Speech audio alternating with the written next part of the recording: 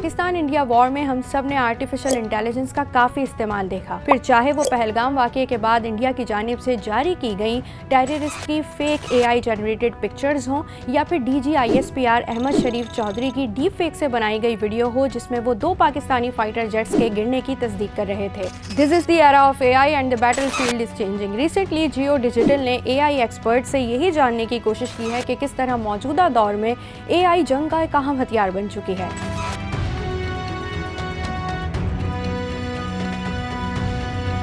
जंगों में AI का इस्तेमाल एक बहुत बड़ा ग्लोबल रिस्क है, खासतौर पे उन ममालिक में जिनके पास न्यूक्लियर टेक्नोलॉजी है। AI के इस्तेमाल की वजह से बहुत सारे मसाइल खड़े हो सकते हैं, जिनमें से कुछ मैं आपको बताता हूँ।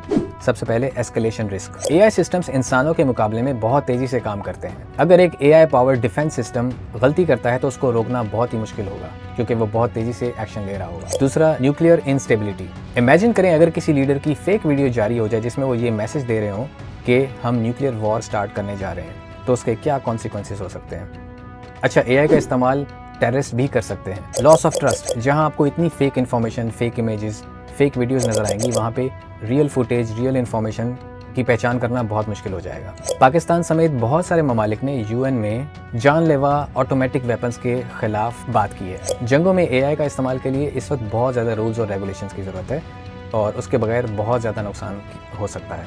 अगर आप सोशल मीडिया का जायज़ा लें तो हज़ारों अकाउंट्स चंद घंटों में AI जनरेटेड इमेजेस या वीडियोस शेयर कर देते हैं।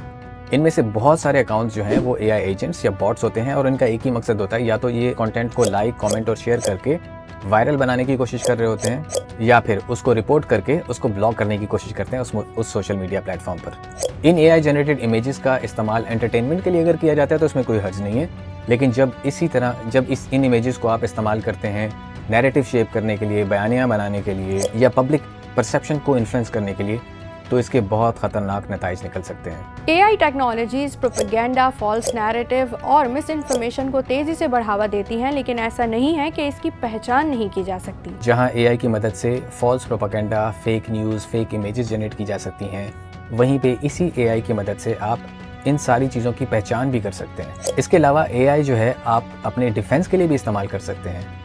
आप AI का इस्तेमाल मिसाइल डिफेंस सिस्टम्स के अंदर कर सकते हैं।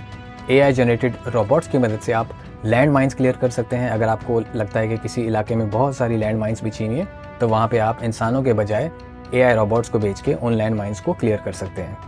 अच्छा, AI को आप पीस मेकिंग इनिशिएटिव्स में भी इस्तेमाल कर सकते हैं। तो AI के जहाँ रिस्क्स हैं, उसी तरह AI के पॉजिटिव पॉइंट्स भी बहुत सारे हैं। अच्छा, इसी तरह स्ट्रेसफुल टाइम्स में AI को आप थोड़ा तंज़ो मिज़ाह के लिए भी इस्तेमाल कर सकते हैं, जैसे कि कोई मीम जनरेट करना, या आपने देखा होगा कि शाहरुख खान साहब की एक तस्वीर है जिसमें वो गौसिया बिरयानी के बाहर खड़े हुए हैं। अब जंगें टैंक्स, जहाज़, न्यूक्लियर वेपन्स से आगे बढ़कर इंफॉर्मेशन और साइबर स्पेस में जा चुकी हैं, जहाँ बहुत सारे ड्रोन्स, हैकर्स, सैटेलाइट्स और AI का बहुत ज़्यादा इस्तेमाल किया जाता है। खासतौर पे जनरेटिव AI टूल्स जो कि इमेज जनरेट कर सकते हैं, वीडियो और ऑडियो भी जनरेट कर सकते हैं, टेक्स्ट जनरेट कर सकते हैं। इसके अलावा डीप फेक सॉफ्टवेयर की मदद से अपनी मर्जी का बयानिया बनाया जा सकता है। रशिया ने USA के अंदर AI की मदद से क्रेमलिन के हक में बयानिया बनाने की कोशिश की। इसी तरह चाइना ने भी एक न्यूज़ एंकर जो कि AI पावर्ड था डिप्लॉय किया, जिसका सिर्फ एक ही काम था, वो ताइवान के खिलाफ मैसेजेस को स्प्रेड किया करता था 2024 के इलेक्शंस में। सबसे इम्पॉर्टेंट, सबसे अहम और सबसे ख़तरनाक डीप फेक, जिसकी मदद से आप किसी भी इंसान की फेक वीडियो या फेक ऑडियो जनरेट कर सकते हैं। उसके अलावा ChatGPT और इस तरह के और बहुत सारे टूल्स हैं जो कि रियलिस्टिक आर्टिकल्स लिख सकते हैं, इमेजेस भी जनरेट कर सकते हैं। अक्सर लोग बॉट नेटवर्क्स इस्तेमाल करते हैं, जिसकी मदद से वो बहुत सारे फेक सोशल मीडिया अकाउंट्स बना के एक टारगेटेड मैसेज को वायरल करने की कोशिश करते हैं। तो AI बहुत ज़्यादा बिलीवेबल डिसइंफॉर्मेशन क्रिएट कर सकता है। पाकिस्तान को हंगामी तौर पे AI वॉर के लिए तैयार रहना चाहिए। ना सिर्फ ये, बल्कि उनको अपनी मिलिट्री और इंटेलिजेंस इंफ्रास्ट्रक्चर के ऊपर बहुत ज़्यादा इन्वेस्टमेंट करनी चाहिए और AI को इंट्रोड्यूस करना चाहिए। हमें AI enabled drones, surveillance systems और डिसीजन सपोर्ट सिस्टम्स के ऊपर इन्वेस्टमेंट करनी है। इसके अलावा हमें AI साइबर डिफेंस के अंदर भी इंटीग्रेट करनी पड़ेगी। अच्छा, हमारे पास बहुत सारे ऐसे टूल्स होने चाहिए जो लोकली डेवलप किए जाएंगे, जिनकी मदद से हम डीप फेक और फेक इन्फॉर्मेशन को डिटेक्ट करेंगे। इसके लिए हमें बहुत सारे data scientist, AI/ML engineers, strategic communicators और लीगल एडवाइजर्स चाहिए।